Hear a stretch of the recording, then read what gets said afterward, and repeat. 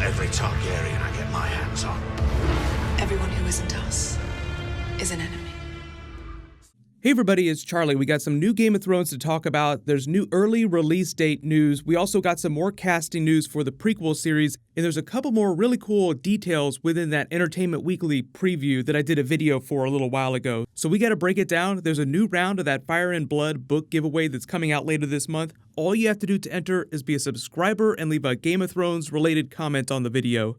Most important thing that I saw after that preview came out was people referring to an even earlier release date than we had expected. So there's a release window that HBO is trying to hit, and they don't know exactly when it's going to happen. But when everybody was freaking out a couple days ago after Entertainment Weekly released all this information, there were people that were trying to tell me that it claimed that the release date would be during March 2019 and not during April like we had expected.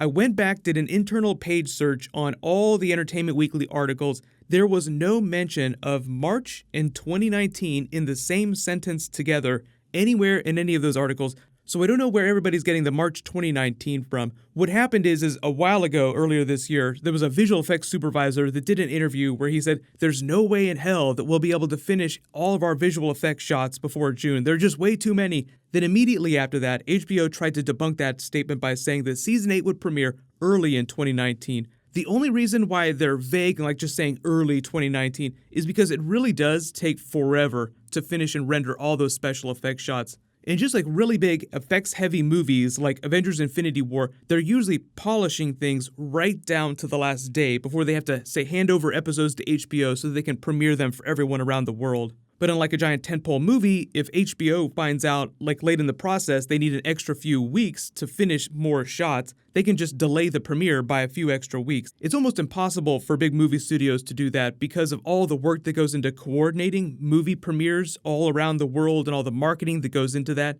But remember that crazy block of ice stunt that HBO pulled last year when they were trying to announce the Season 7 premiere date? The same thing is coming for all of us. There is only one war that matters. The Great War. And it is here.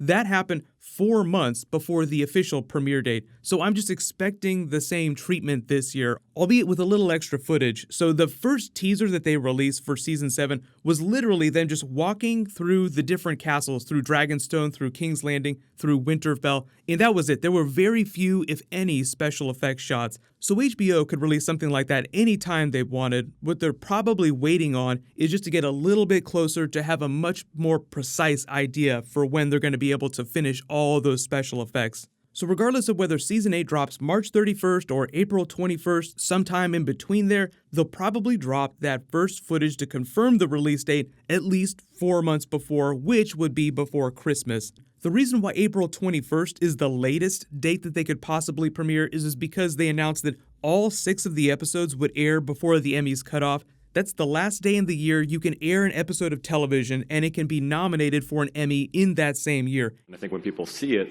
they're going to understand why it took so long. So it's really not, no one's gone on vacation, no one's slacking off.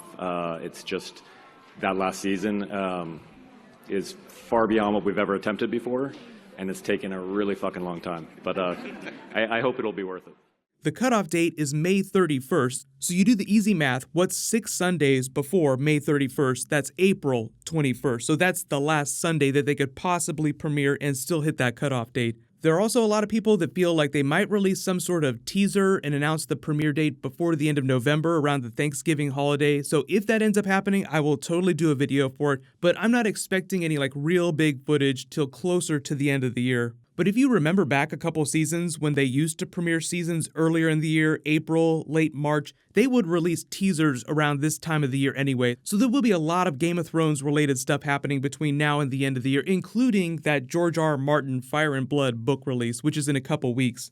The person that did that Entertainment Weekly preview, James Hibberd, also had a really interesting passage talking about a new location that he saw that they use at the end of the season that they had never done before. So for instance, you have your King's Landing set. That's where the Iron Throne is. And we've seen Daenerys' visions. It seems like it's going to get burnt or destroyed or partially torn down during the finale. There's been a lot of foreshadowing that there might not be an Iron Throne after this war with the Night King. So when James Hibberd during this article is saying that he got to see a set that they constructed for the finale that had never been seen on Game of Thrones before, it's totally possible that it becomes the new seat of power if there's not going to be an Iron Throne. So whatever arrangement the surviving rulers of the 7 different kingdoms have with whoever winds up becoming king, whoever ends up surviving, Jon Snow, Daenerys, or both of them, it sounds like that room might be something like that, where it kind of shows you what they're going to be doing going forward and how that's different from what's been happening in the history of A Song of Ice and Fire. The entire series has been called A Game of Thrones, so it would be kind of funny to end on a bunch of different thrones, albeit the relationship between all the different rulers are a little bit different.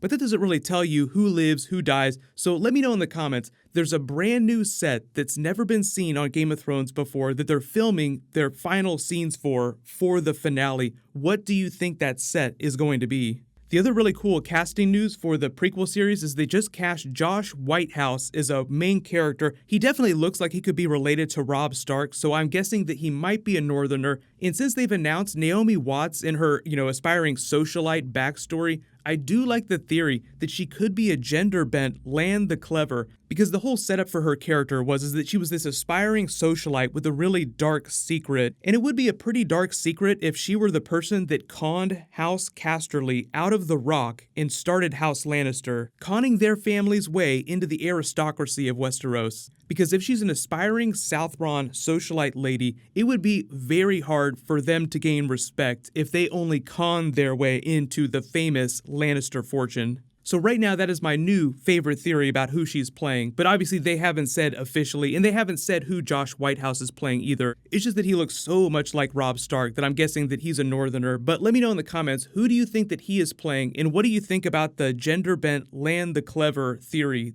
They haven't wasted any time in announcing new main cast members for the prequel series, so I'm guessing between now and the end of the year, we'll find out who the rest of the cast is, because they're supposed to start shooting that in February. So by that time, we'll know exactly when Season 8 is going to premiere. We'll have already gotten our first really big trailer, so there'll be a lot of really cool Game of Thrones stuff happening.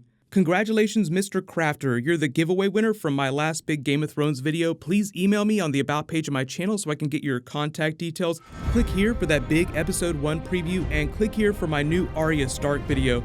Thank you so much for watching. Everybody stay awesome. I'll see you guys tonight.